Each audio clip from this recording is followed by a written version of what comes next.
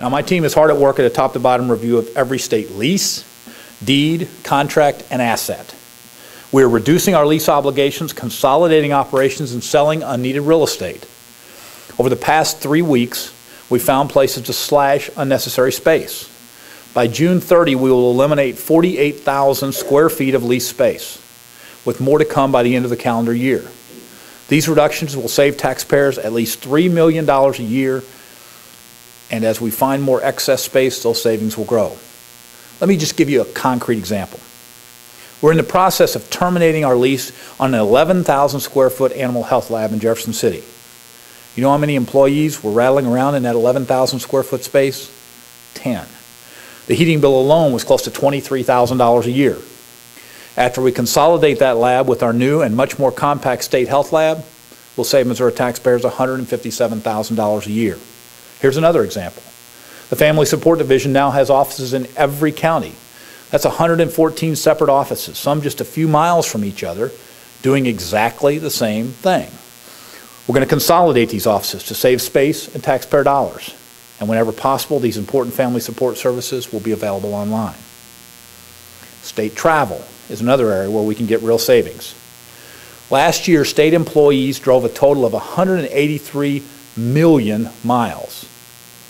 I'm kind of still trying to wrap my head around that number because the Earth is only 93 million miles from the sun. I've ordered state employees to reduce travel by 10% next year. We'll hope we'll get some back from the sun. That will save taxpayers more than $2 million a year.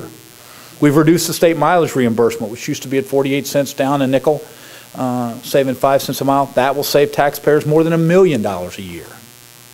By renegotiating state contracts for rental cars, we've saved taxpayers another $250,000 a year.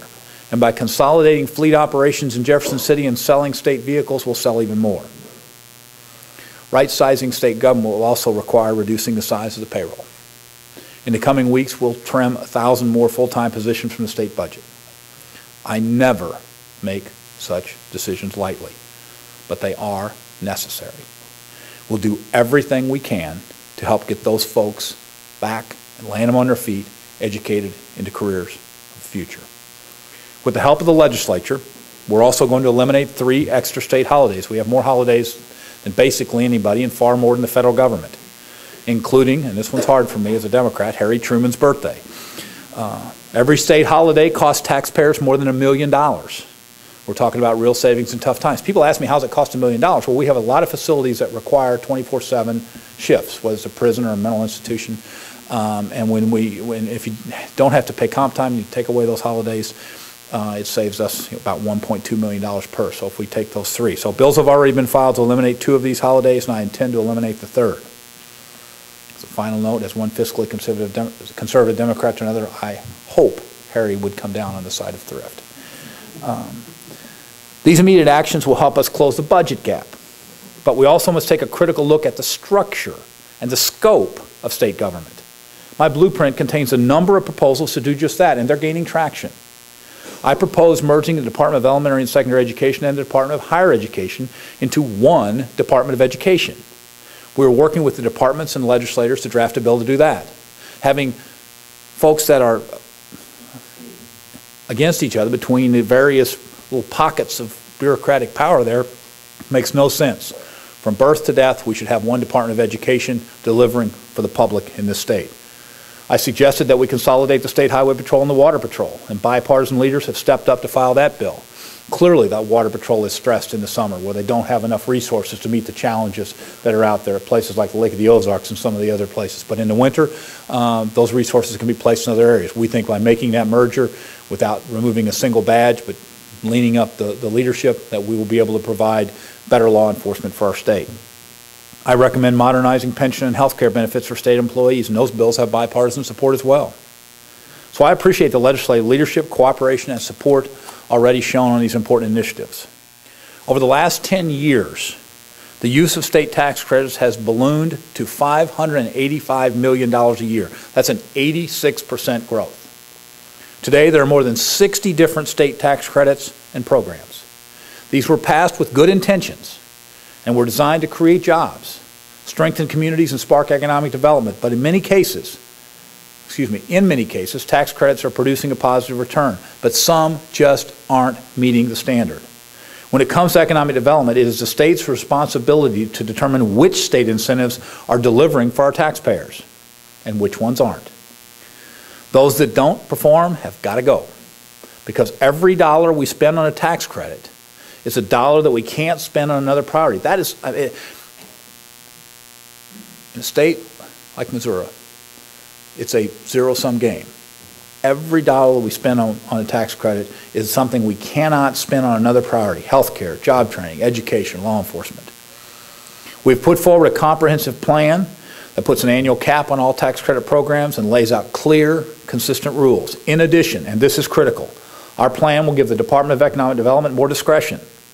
Under the new system, it will be empowered to invest in projects with the highest likelihood of delivering a good return on taxpayers' investments, jobs, and economic growth. Getting that discretion to choose which deals are most important, as opposed to just first in, first out, having to approve things, is vital if we're going to make the strategic choices for the future of our economy. This reform will give taxpayers cost savings in the near term, but it will also position the state for more strategic investment and growth for the years to come. Now, action is already being taken in both houses. I am pleased that my tax credit reform plan is being seriously considered by legislators, and I am confident by working together we'll deliver a much better ROI for Missouri. Before I leave this subject, I want to be clear about one point on tax credit reform. We will not, and I repeat not, touch the circuit breaker tax credits that help our seniors and disabled folks stay in their homes. They're still to be protected, they still will be protected, and we are not going after that positive program that has allowed so many seniors to continue to live independently in their homes on fixed incomes. These cuts, consolidations, and reforms will overcome our budget challenges today and put us in a prime position to accelerate out of this downturn. But Missouri will continue to face budget shortfalls until most folks are back to work. It's a truism that you can't cut your way to prosperity. Nobody understands that better than the business community.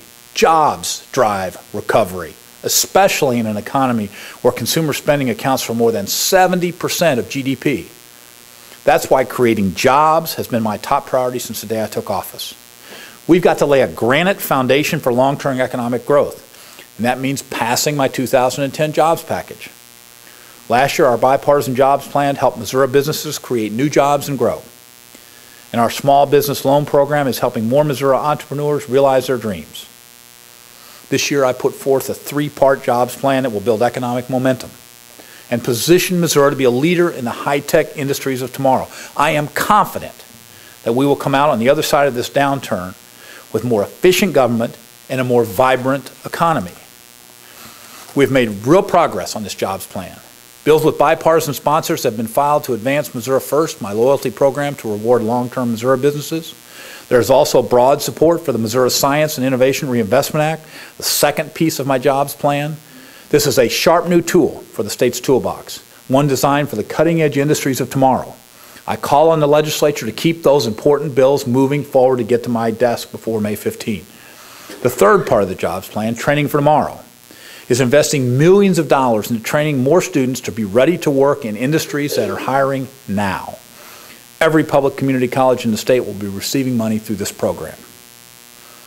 Now, every idea in my blueprint is the product of my firm belief that Missouri's brightest days are ahead. I'm an optimist by nature, always have been, always will be.